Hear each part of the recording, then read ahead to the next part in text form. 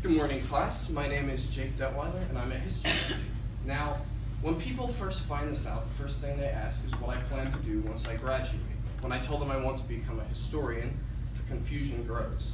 That's why I'm here today to talk about the role of a historian. The image on the screen here is an optical illusion. When shown to an audience, they're typically asked whether they see an old or a young woman. Results vary depending on the perspective of the audience. The role of a historian is to enable others to see things from new and interesting perspectives. In the case of the image, I might point out that the old woman's mouth is the young woman's necklace, or that the old woman's eye is the young woman's ear.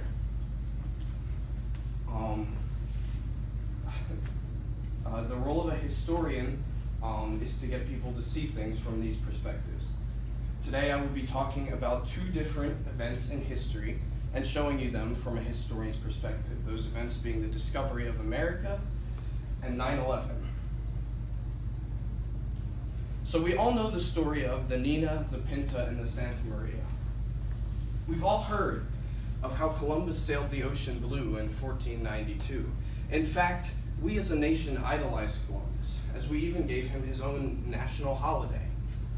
However, if we look at the discovery of America from the perspective of the natives, we'll see that it really wasn't a discovery at all. Rather, it was a robbery. And Columbus, he was no great explorer, he was a thief. This can be seen in the way that he effectively started slavery in the Americas.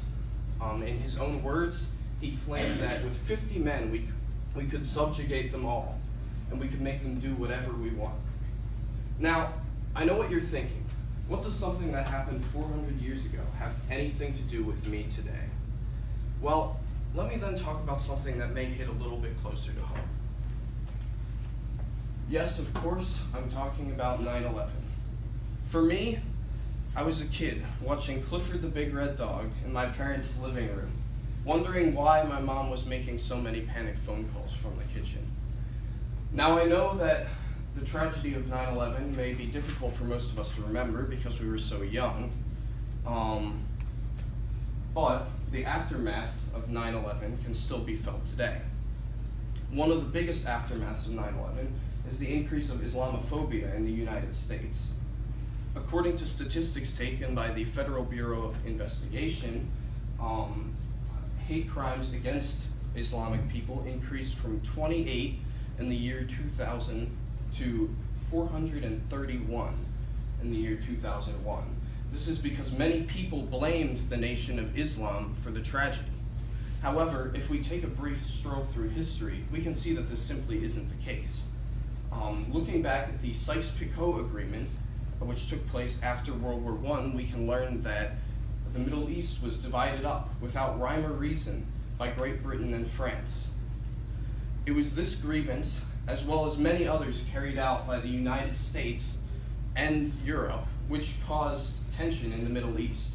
And from this tension arose a group that we all know as Al-Qaeda. Now, does this give any excuse for the actions of Osama bin Laden? No, of course not. But it also is plain to see how the religion of Islam is not to blame for the tragedy. So, what exactly do we do with all of this knowledge? What is the point of having this knowledge if we are not to take action? That's where historians such as Howard Zinn come into play.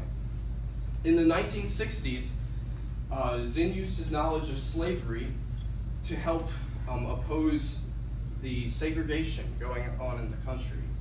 In the 1970s, he used his knowledge of past wars to promote protests against the Vietnam War, which ultimately resulted in change.